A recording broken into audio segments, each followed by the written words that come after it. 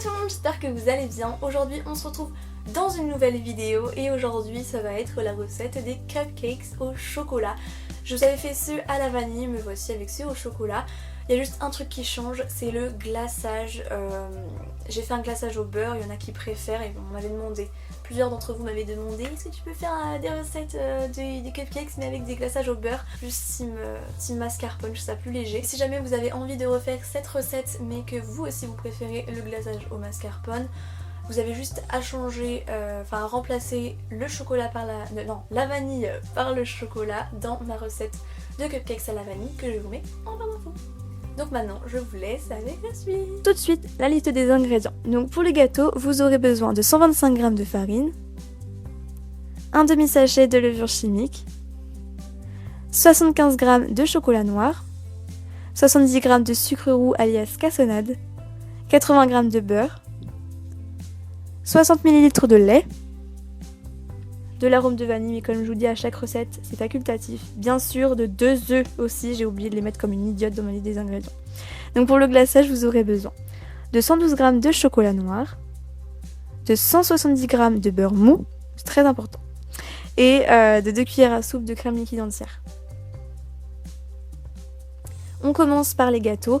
Donc tout d'abord, on laisse fondre notre chocolat comme un grand au bain-marie. Et en attendant, on vient y blanchir au fouet, c'est très important au fouet et non pas à la spatule ou à la maryse, la cassonade avec le beurre mou ou liquide. Moi je l'ai fait fondre entièrement. Ensuite, on y ajoute un à un les œufs. Et on mélange entre chaque, vous vous doutez bien.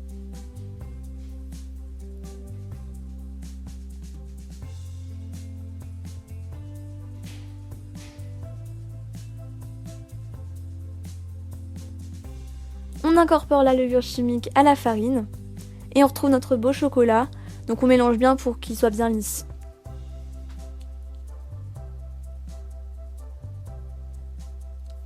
On l'incorpore à la préparation principale.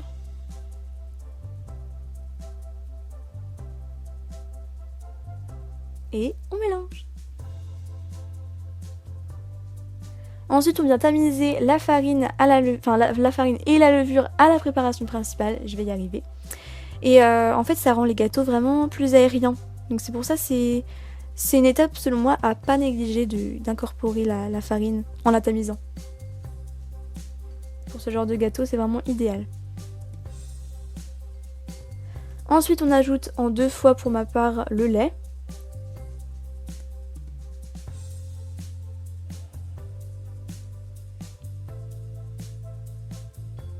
Et enfin, l'arôme de vanille, pour ceux qui souhaitent en mettre.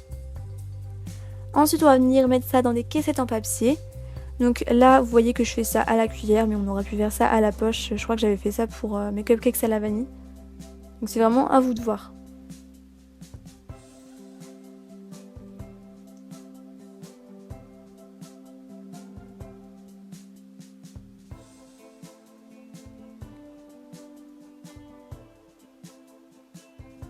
Et ensuite, on enfourne dans un four préchauffé à 180 degrés durant 20 minutes.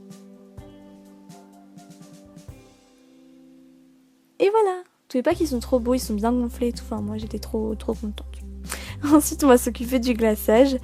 Donc, on laisse, comme les gâteaux, le chocolat fondre tout seul.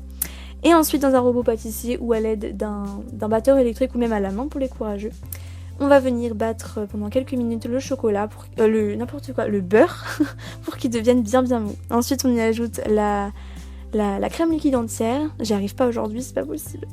Et le chocolat fondu. C'est très rapide dans le glaçage, c'est vraiment très facile.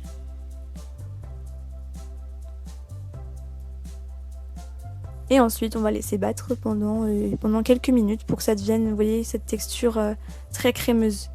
Et vous voyez que les parois c'est pas parfait, donc à l'aide de la maryse, on va venir bien mélanger ça et ça va être tout joli.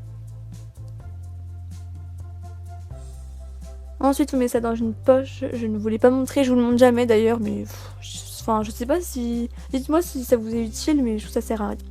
Et voilà, on poche ça sur nos jolis cupcakes. Et voilà, je trouve ça trop mignon et tout, c'est... Je sais pas, je les trouve trop chou.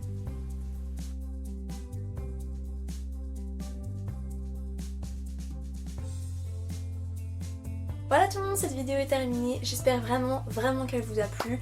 Si c'est le cas, n'hésitez pas à liker la vidéo, à la commenter, à la partager, à me suivre sur mes réseaux sociaux et aussi à vous abonner à ma chaîne, ça me fait toujours très plaisir. Et en même temps, vous avez une notification dès qu'une vidéo de moi-même sort. Voilà.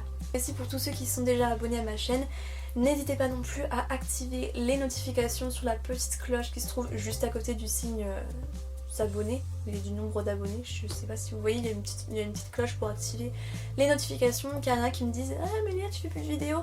Mais si, je suis là, I'm here. Arrête de parler et je vous dis à la prochaine pour une nouvelle vidéo. Ciao!